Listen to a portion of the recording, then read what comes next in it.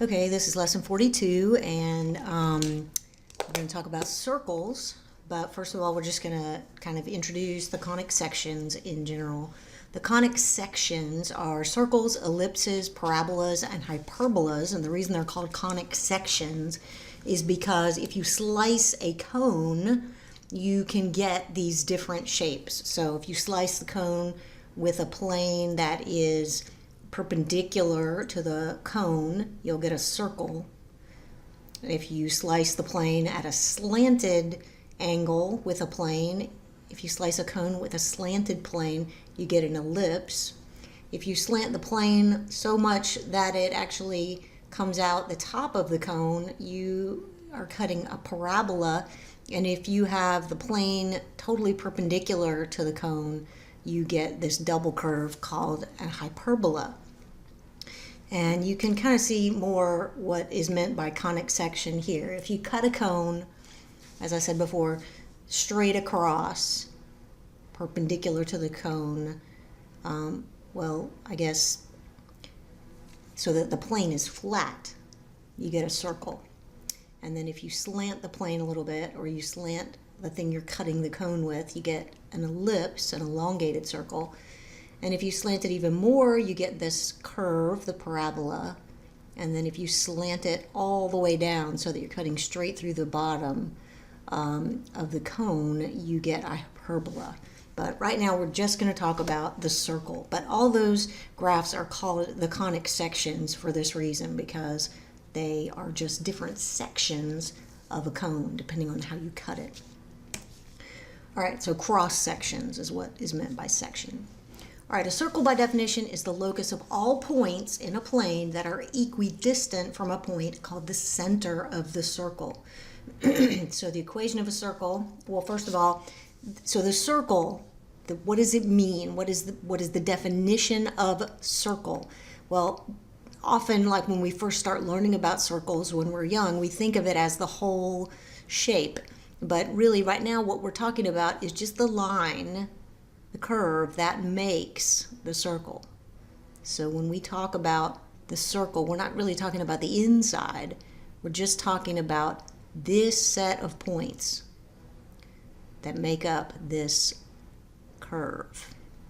All right, whoops, I'm not doing a very good job. Okay, so that set of points that makes up that curve, that is what we are talking about when we talk about the circle. All right, and the circle is just the set of all points that are the same distance from another point called the center. Okay, so the point that is called the center is right here, and the points that make up the circle, every point on the circle, is the same distance away from that point called the center. So every single point on the circle is the radius, that distance, away from the center. So that point, that point, that point, every single point on the circle is the same distance away from the center. That's what defines a circle. All right, and that distance that each point on the circle is away from the center is called the radius. All right, so let's see if I can get rid of all those little marks I just made. All right, so we're going to talk about how you would write the equation of a circle. And it's pretty easy if the circle is centered at the origin. All right, if the center of the circle is right at the point 0, 0, then you can see for every single point on the circle, x, y, so any point with x coordinate x and y coordinate y, you can see what happens. The x coordinate is this horizontal side of this triangle, and the y coordinate is this vertical side of the triangle, how far over you go, how far up you go to get to that point, xy, and then the radius would make the hypotenuse of that triangle. So for every single point on that circle, if the circle is centered at the origin, you could draw a triangle like that, and all those triangles would have the horizontal side being the x coordinate, the vertical side being the y coordinate of whatever point you're talking about, and the hypotenuse of that triangle would always be r, the radius of the circle. So it's very easy to write the equation of a circle if the circle is centered at the origin. It's just going to be the Pythagorean theorem for that triangle. X squared plus y squared equals r squared. So that's all there is to writing the equation of a circle when the circle is centered at the origin. X coordinate squared plus y squared equals radius squared. And that's the standard form of the equation for a circle that's centered at the origin. If you want to put it in general form, it's going to just be everything on one side with 0 on the other side. So x squared plus y squared minus r squared equals 0. So if you have the equation of a circle centered at the origin with radius r, the equation of the circle is x squared plus y squared equals r squared. And it simply comes from Pythagorean theorem because it just works out like that. That's how it works out. But, of course, not every circle is centered at the origin, and so let's see what happens if we have a circle that's centered somewhere else.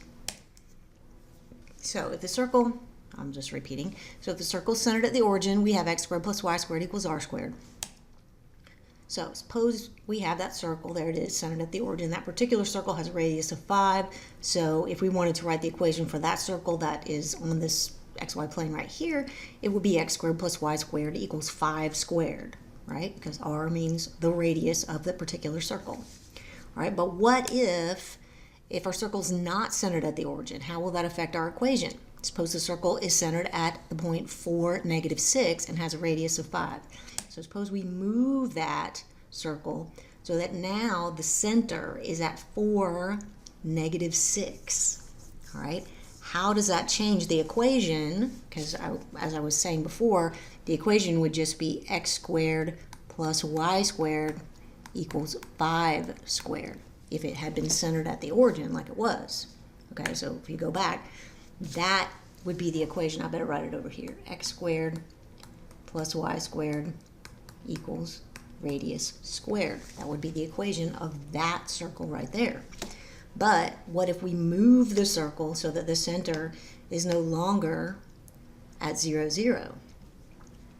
Well, the way we deal with that is just the same way we dealt with moving a parabola or any other graph. Remember, we talked about what you do when you translate a graph. You have to do something to the equation to make that graph move right or left, up or down, etc. So it's the same kind of situation. We're going to see what we have to do. All right, so if the circle is now moved so that its center is at 4, -6, we're moving the circle 4 units to the right. So the circle that was centered at the origin, now we have moved it 4 units to the right and 6 units down. So that translation will affect the equation by the fact that you have to subtract 4 from x. If you're going to move a graph 4 units to the right, you subtract 4 from x. And if you're going to move it down 6, you subtract or you add 6 to y. So you always do the opposite of what you would expect. If you're going to move it down, you add 6 to y. So I started out with that equation x squared plus y squared equals 5 squared. Now instead I'm going to change the x to x minus 4 and square that. And I'm going to change the y to y plus 6 and square that. And the radius is still 5, so 5 squared. So that's the new equation for that circle. It's been moved to a different center. All right, so I started out with this equation for that circle if it was centered at the origin. Now I moved it. I don't know why that little check mark came up, but I moved it 4 to the right, so I subtracted 4 from x, and 6 down, so I add 6 to my y, and that's the new equation. All right, another way to think about this is by considering a circle whose center is the point HK and whose radius is r. All right, so imagine we have this circle that is centered at some point HK, and the radius of that circle is r. And then we're going to think about the definition of the radius of a circle. All right, so the radius of a circle is the distance from any point on the circle to the center. And now what I'm going to do is just take that sentence and change it into an equation, just like we do with any kind of word problem where we take English words and we change them into mathematical symbols. So I'm just going to take this definition, the radius is the distance from any point on the circle to the center, and I'm going to come up with the equation of a circle. So the radius, which is r, is equals the distance from any point on the circle, so x, y, any point on the circle, to the center, hk. All right, so I just kind of rewrote it. I didn't completely write it with mathematical symbols. I just kind of halfway did. Now I'm going to finish it up. So r equals the distance from xy to hk. So how do we find the distance from xy to hk? We use the distance formula. So r is equal to the square root of x minus h squared plus y minus k squared. All right, so this is just the distance formula, the distance from any point on the circle, xy, to the center, hk, is equal to the radius. That's the definition of a circle. A set of points that are all equidistant from another point called the center, and that center, the distance from that center to any point on the circle is the radius. Radius equals distance from any point on the circle to the center. All right, and then if you square both sides of that equation, yeah, like I said, that's the distance formula. And if you square both sides of that equation, you get r squared equals x minus h squared plus y minus k quantity squared.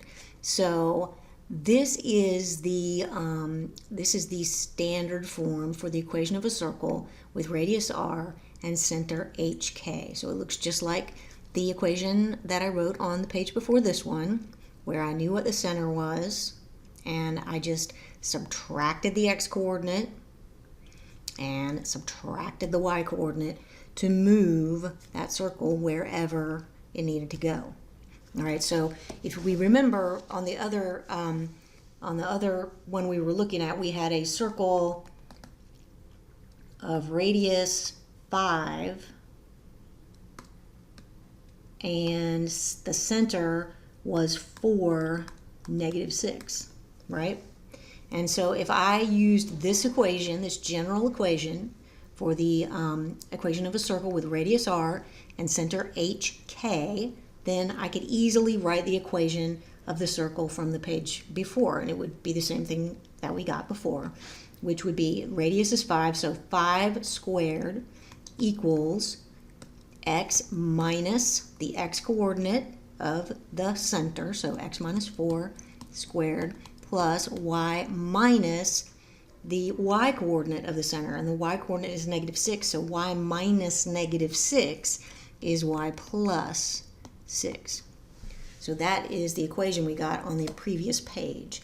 So really, the equation of a circle is absolutely just a version of the distance formula that explains that every point on the circle is 1 radius away from the center, because that's what radius is. That's what the radius is. That's what it means. All right, so find the standard form of the equation of a circle of radius 4 whose center is at -3, 3, right? The equation in general form. Okay, so you've got the radius, it's 4. You've got the center, -3, 3, and you just fill it in. All right, the radius is 4, so we would say x minus the x-coordinate of the center, so x minus -3, quantity squared, and then plus y minus the y-coordinate of the center, so y minus 3, quantity squared, equals the radius, which is 4, squared. All right, and if I wanted to finish writing that in standard form, I would write it like that. Now, to write it in general form, you have to square out those two binomials, so it's kind of a pain, but it can be done. All right, so x plus 3, quantity squared, that's going to be x squared plus 6x plus 9. Okay, you have to multiply x plus 3 times x plus 3. That's what you get. And then y minus 3, quantity squared, is y squared minus 6y plus 9. That's y minus 3 times y minus 3. And that equals 4 squared. And then to get it in the general form, which is what they're asking for, we put our x squared first, our y squared second. Then we've got plus 6x minus 6y. 9 plus 9 is 18. And then we subtract the 16 from the right side. And so that's going to be 18 minus 16, which is plus 2. And it's all supposed to be set equal to 0. That's the general form. You get everything on one side, and then you set it's got to be all equal to 0. So you put your x squared first, then your y squared, then your x term, then your y term, then your constant. And that's the general form. All right, so that's how to write the equation of a circle, and that should make sense. It comes from the distance formula. All right, now constants in exponential functions. In exponential functions, the exponent contains a variable and the base can be any number, any positive number except 1. It's got to be a positive number or it's not going to be a function. Because if the base is not a positive number and you're raising it to all these different powers, it's going to be flipping back and forth between positive and negative, positive, negative. So it's not going to be a function. It's going to be jumping all over the place.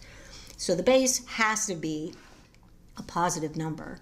But the exponent can be any kind of number. And so far, we have basically looked at these two kinds of exponential functions. We've looked at it where the base is a number greater than 1 or less than negative 1. And we've looked at it where the base is a number between negative 1 and 1. And we've seen how that's going to be a function that either goes up all the time, it's just constantly increasing, or it's going to be a function that's constantly decreasing. So like with this kind of function, when the base is greater than 1 or less than negative 1, the base has to be positive. When the base is a number that is greater than 1, the function is always increasing. And it shoots up quickly because that power is going to make it shoot up really fast. As the x gets bigger, gradually, 1, 2, 3, 4, y gets bigger in a hurry. That's what an exponential function is. And then if the base is a number less than 1, if some kind of fraction like 1/2 or 2/3, then as x gets bigger and bigger and bigger, the function shrinks and it gets tiny, tiny, tiny, it approaches 0. All right, so those are the two kind of exponential functions we've looked at so far. Now we're going to see some other functions that look different, but actually, if you manipulate them, they look really the same. All right, so it's just a matter of changing the function a little bit so that we can actually tell that it really is just a regular exponential function. All right, so on this one, it says sketch the graph of the function y equals 3 to the negative x. Now, we haven't done any where the exponent has been negative yet. But that's okay because it's easy to change the sign on the exponent by flipping the base. Remember, when you take the reciprocal of the base, you change the sign on the exponent because x to the negative n is equal to 1 over x to the positive n. All right, so whenever you take the reciprocal of the base, you change the sign on the exponent. And that's what we're going to do in this problem so that we can, let me get the eraser for a second, so that we can see that it looks just like the ones we've already been doing. All right, so if you flip the base and make it y equals 1/3, so 1/3 is the reciprocal of 3, and then it's to the positive x. So 3 to the negative x is 1 over 3 to the positive x, which is 1/3 to the x power. All right, so now it looks just like the problems we've already been doing. You have a base that is less than 1, so the function, it's still going to have, when you put in 0 for x, you're going to get 1 because 1/3 to the 0 is 1. And if you put in negative 1 for x, you will get positive 3 because 1/3 to the negative 1 power means you flip that 1/3, make it 3 to the positive 1. And so if you have x is negative 2, then you're going to have 9. And so you get this graph that is like this, where it's constantly decreasing as you go. Sorry about that. So it just keeps approaching 0 there. As x gets bigger and bigger and bigger, this function gets smaller and smaller and smaller and smaller. It's approaching 0, but it'll never get there because 1/3 to the 100th power is very, very tiny. It's 1 over 3 to the 100th power. super tiny number, but it's not 0, and it never will be, no matter how big x gets. But it will get closer and closer and closer to that x-axis. All right? So if you have a negative exponent like that, you just simply manipulate that equation to change the exponent so that it's positive by flipping the base. All right, here's another possibility. You might have a problem like this where you've got y equals 1/2 to the 2x. Now, we've just had things where it was raised to the x power, but remember that when you multiply, when you have a power raised to another power, you multiply the exponents. So 1/2 raised to the 2x is really just 1/2 squared, all raised to the x power. Because when you have 1/2 squared raised to the x power, that's 1/2 to the 2 times x. So this is another way to write this. And you can see that 1/2 squared is just 1/4. So 1/4 to the x power. And again, it's the kind of graph where it's decreasing all the time, because as x gets bigger and bigger and bigger, that fraction, the denominator, gets huge, and so it approaches 0, and it looks like that. It's just a decreasing function. Okay, so you just manipulate the equation so that you can make it look more like the problems you've already been doing. All right, one more. Let me just, there's a few points. You can see that this function still, if you put in 0 for x, you get 1 for y, and if you put in -1 for x, you flip the base and get 4 for y, and so on.